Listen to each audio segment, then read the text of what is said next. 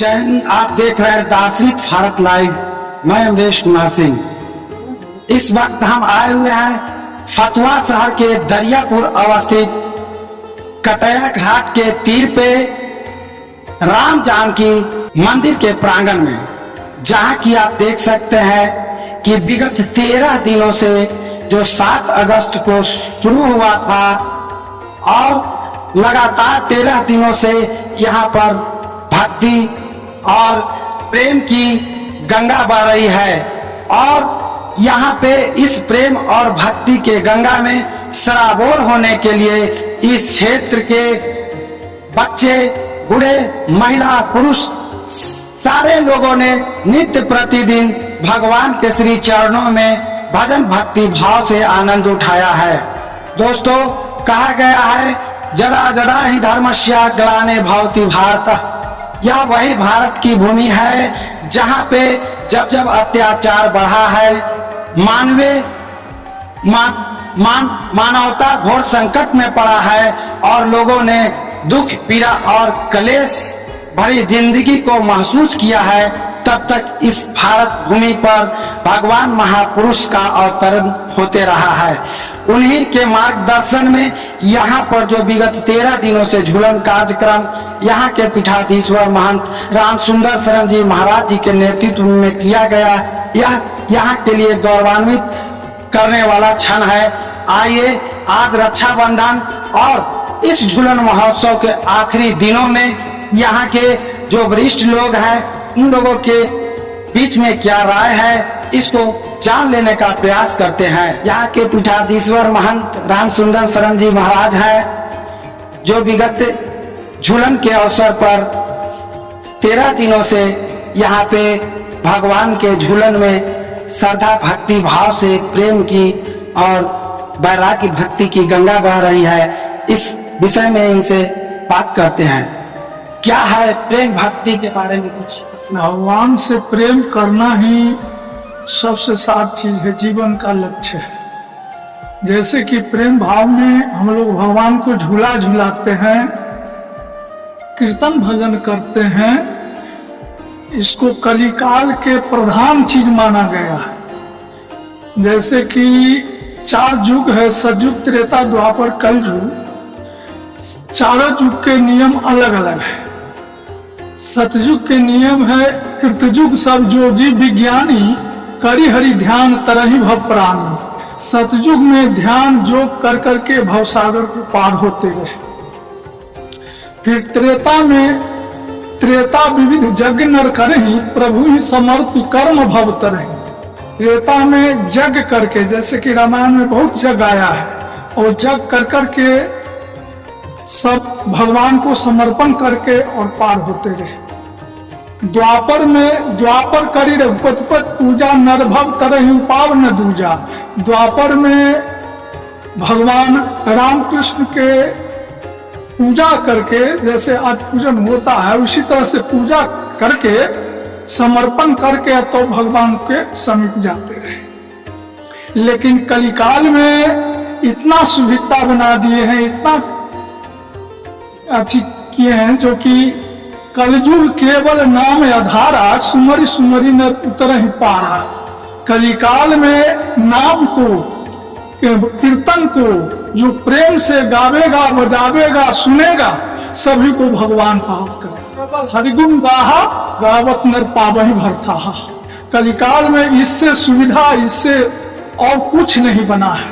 जितना सुविधा कलिकाल के लिए है, आज भी जो शांति मन से घंटा 2 घंटा रोज भगवान के कीर्तन भजन करता है, उसके लिए सभी पदार्थ, कोई दुर्लभ पदार्थ नहीं, सब मिल जाता है भगवान के समीप में प्रेम करने से। जिस तरह से भक्ति भाव पहले हुआ करता था उसमें थोड़ा कमी देखा जा रहा है, आप क्या कहना चाहेंगे?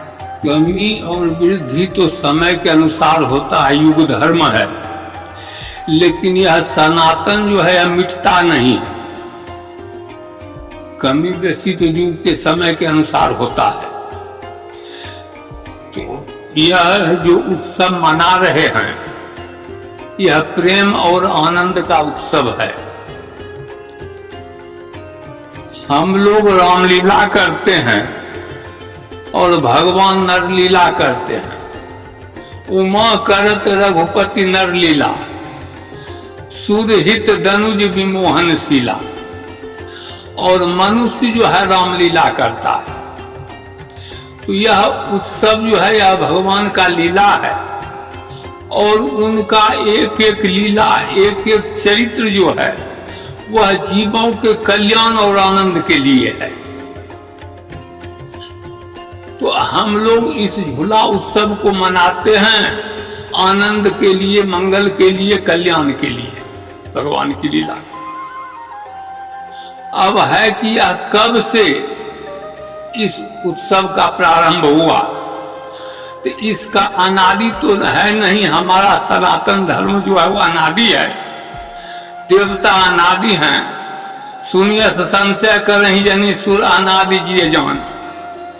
तो यहाँ देवता अनादि है, हुआ कब से, लेकिन लोक में प्रचारित प्रचलित कब से हुआ, तो त्रेता युग में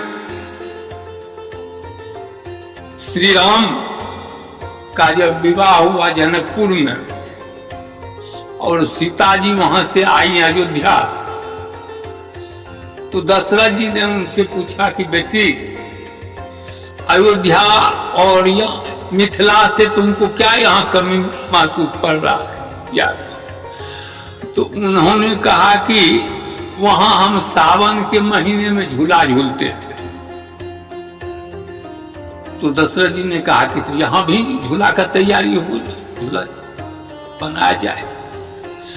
तो झूला जब बनने लगा तो उसमें मणि लगाया गया, तो अयोध्या में मणि का कमी हो गया।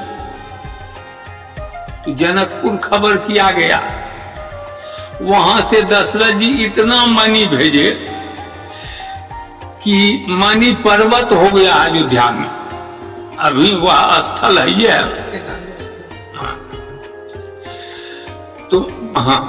तो मणि पर्वत से ही झूला का प्रारंभ होता है, अयोध्या से। और इसके बाद हर जगह, हर मंदिर में लोग इस उत्सव को मनाने लगे, आनंदित होने लगे। श्री राम जब विवाह में गए जनकपुर, तो उनसे पूछा गया कि आपके यहाँ क्या होता है, यहाँ क्या होता है उत्सव के बारे में। तो जनकपुर में उनको बतलाया गया कि यहाँ सावन में आइए तो यहाँ झूला उत्सव होता है। और कौन कौन उत्सव होता है? तब फागुन में होरी, पहिराय सारी चोली लाल, रोली अबीर वो गुलाल गाल लाएंगी। ग्रीष्म में जुटाए पुष्प पल्लव अरु कदली थंभ, शीतल सुगंधित फूल बंगला बनाएंगी। मंदिर में फूल बंगला उत्सव ही होता है, यहाँ तो नहीं होता है। लेकिन आप वृंदावन जाएं, राजस्थान में जाएं, उधर अयोध्या जाएं, तो फूल बंगला उत्सव होता है ग्रीष्म ऋतु में। तो ग्रीष्म में जुटाए पुष्प पल्लव अरु कदली थंभ, शीतल सुगंधित फूल बंगला बनाएंगी। सावन मन भावन पुष्करणी सरसरी तल में, नौका में बैठाए प्यारे झिझरी खिलाएंगी। सब भी होता था पहले, अब तो लोग नहीं मनाते हैं। हरियाली में कदम्बन की डारी में, कजरी गाय गाय झूला प्रेम से झूला। अपने सनातन परंपरा में भक्ति को लेकर के, भक्ति प्राप्ति को लेकर के बहुत सारे मार्ग भी बतलाए गए हैं। ये अभी भक्ति के प्रति विराग नहीं है। कलयुग में ही यहाँ भगवान श्री राम की जन्मभूमि थी, 500 वर्षों से लोग संघर्ष कर रहे थे। और ये बहुत ऐतिहासिक दिन है जहाँ आप 13वें दिन इस झूलोत्सव का समापन होगा। अयोध्या में भव्य मंदिर, जहाँ भगवान राम कभी जहाँ जन्मभूमि थी उनका मंदिर नहीं, झोपड़ी में रह रहे थे, वहां महल बन गया। और ये पूरे देश दुनिया में जो हिंदू समाज, जो इसको आप सनातनी धर्म के लोग करते हैं, उनको ये उनके जीवन के लिए एक सुखद अवसर आया कि सब एक बार जा करके भगवान राम की जहाँ जन्मभूमि है, अब अपने घर में, महल में, जहाँ तो जानते हैं सभी अयोध्या दशरथ की भूमि थी, वहाँ के महाराजा थे, राम भी महाराज हुए थे, और वहाँ उनका रहने को घर नहीं था। जो भी विवाद में तो अनादिकाल में ठीक ही कहा भगवान ने कि भगवान का तो कोई कालखंड नहीं है। और महाराज जी ने बताया कि त्रेता युग में भगवान श्री राम का अवतरण हुआ और इस धरा को उन्होंने संजोया, सब कुछ सतयुग, द्वापर, त्रेता, कलयुग में बताया। ईश्वर की भक्ति के लिए सबसे सरल मार्ग, ईश्वर को हम आराधना करें, पूजा करें। और अभी आप जो देख रहे थे कि जो लोग अभी सब कलाकार लोग अपनी कला के माध्यम से भगवान के जीवन गाथा को ही स्मरण कर रहे हैं, यही भक्ति मार्ग भगवान को के समीप पहुंचने का, याद करने का और खुद सुख शांति का ये मार्ग प्रशस्त। आज कहीं विरक्ति धर्म के प्रति आप देखते हैं कि इसी महीने पूरे देश गांव गांव श्रीमद् भागवत कथा का आयोजन होता है, राम कथा का आयोजन। अब तो घर घर में शिव चर्चा की शुरू हो गई है। तो भक्ति से विरक्ति कहाँ हुई है? मैं मानता हूं कि भक्ति के प्रति लोग का और रुझान बढ़ा है। और आज इसका स्पष्ट मैं शाम से यहाँ हजारों की संख्या में श्रद्धालु नर नारी यहाँ तांता लगा हुआ है आने के लिए। ये इसी तरह से पूरे देश भर के मंदिरों में मैं मानता हूं कि यही कुछ अपने जीवन में, जो कुछ हर आदमी को अपना नित्य कुछ काज करना है, लेकिन भगवत भक्ति में उनके इसी तरह से गायन बजायन करके हम जो कुछ क्षण जो आप गाते हैं अपने लिए, समाज के लिए, सबके लिए आप प्रेरणा दे रहे हैं। इसको और मजबूती देने की जरूरत है।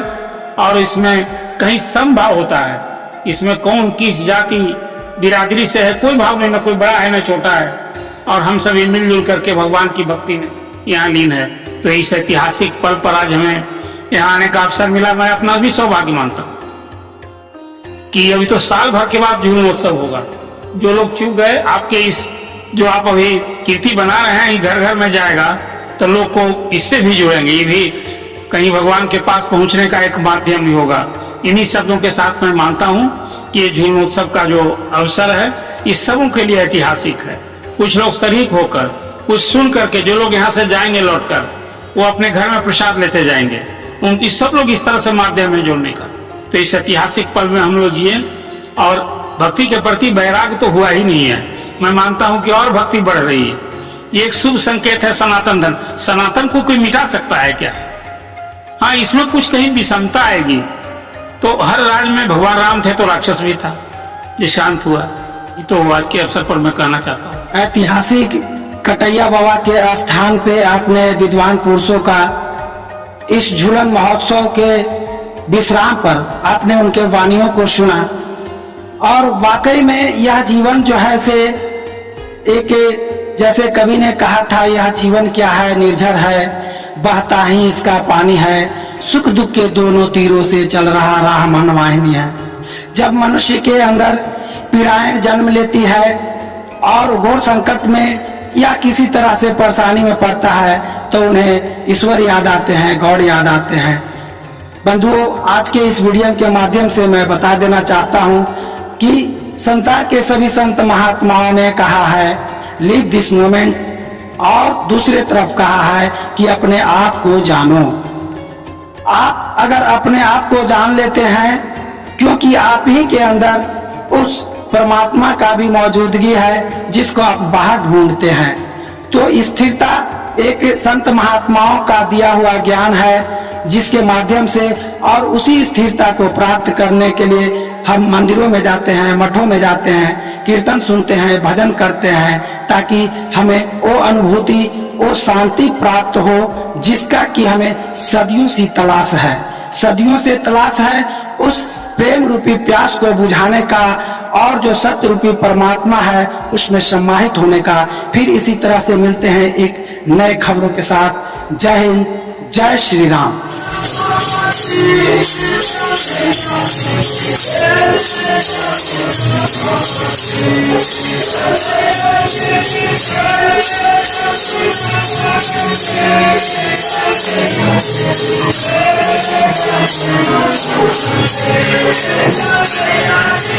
Jai